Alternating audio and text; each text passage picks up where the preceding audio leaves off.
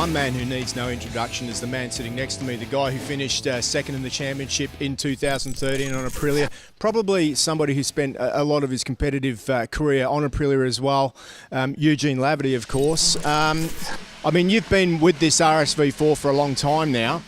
How's it progressed and changed over the years? I first rode the bike in 2012. And when I first got on the bike, it was Max Biaggi's bike, and then I stayed 2013, made it into Eugene Laverty's bike.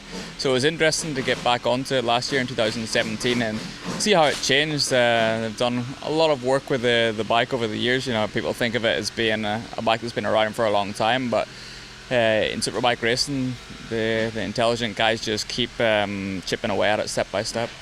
I guess the thing that intrigues me about the bike is the fact that when World Superbikes in the early days, when that bike was brought out, it was a lot different from the road bike. But now it's very similar to the road bike. You're not allowed to change as much stuff. So even though it's a lot more like a road bike now, I mean, is the performance better than it was back then? Yeah, the bike's much more balanced. I remember back then, even in terms of the engine character, it was a little bit tougher to ride. Now the bike it feels so much more settled and more calm, so it's an easier ride. I think when we look at the rules, how they've become more standard, the RSV4 was ahead of its time. It was a road bike that had MotoGP technology right from the get-go. Electronically, like things have come a long way. There's the RSV4 road bike now has got a lot of different things on it. It's got traction control. It's got an IMU that can sense when it's leaned over, ABS, all that sort of stuff. Pretty much similar to your race bike. But one thing that's got me intrigued that's fairly new to a road bike is the bidirectional quick shifter. Does your race bike have that? And I mean, how does it help you? Yeah, I think this has been such a step forward in recent years, being able to shift gear without having to use the clutch or close the gas, obviously, in a straight line. On the upshift, the most important thing is when you're exiting the corner with some angle still, and if you have to shift the gear, if you had to close the gas, then the bike would become unstable and unsettled and would stop you accelerating forward. So that's where the big bonus is. And then in the backshift area, just being able to backshift without having to use that clutch, and it's the most efficient way to get the bike decelerating. The V4 MP app, which comes out standard on the RSV4, you can get it as an option.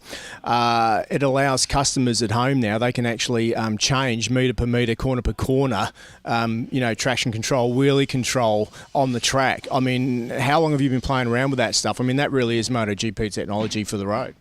It is, and it's hard to believe now that we've got that on the road, because I haven't been racing for a long time in World Championship, but I remember not having that level of technology, and now it's already available for guys just riding on the street. So it's such a great tool. If you're a bit of a nerd and like looking into things like that, like most of us are, it can be really intriguing. You can break every track down into however many corners there are. You can break it down into entry, obviously mid-corner, what's going on there, exit, traction control, and even for us, things like anti-wheelie in a straight line.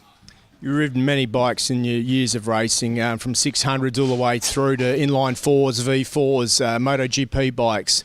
What is the key asset, the key advantage that the RSV4 offers? Well, we're here at Phillip Island, and this bike is built for Phillip Island. The way it flows through the likes of the hay sheds, even into turn one, you can carry so much entry speed, and I love riding this bike around here. This weekend we're going to be back racing. Last year I didn't have such a strong result, which was a surprise for me because I know how strong this bike can be here. We've been testing this week, the bike's been working well, so we got to get the RSV4 back up on top. I was standing at Siberia yesterday watching you squeeze the throttle on full from the middle of the corner there, and oh my God, the bike was moving so much. How are you staying on that thing? Siberia is a great corner. You gotta enter in there fast, it's banked, and you can open the gas so hard on the exit. Use a lot of rear brake as well to control the bike, but I've done so many laps of this place, I know what it's about. How important is technology nowadays to go fast on the track? With these bikes more than 200 brake horsepower, it's so important. In the past, you used to just have corners and straight lines. Now the straight lines are getting much shorter. The bike wants to wheelie, you've got too much power, so we need technology to control that. Aprilia have a myriad of options available, factory options. What would you choose to fit to your bike if you were going to take it on track? Well, the exhaust sounds great, so if you want to add a little bit of noise, that's the one. But for me, being a racer, I would go for the reverse gear shift. Off-road, I use the conventional style, but I think on the asphalt, reverse gear shift is better for the overall lap time.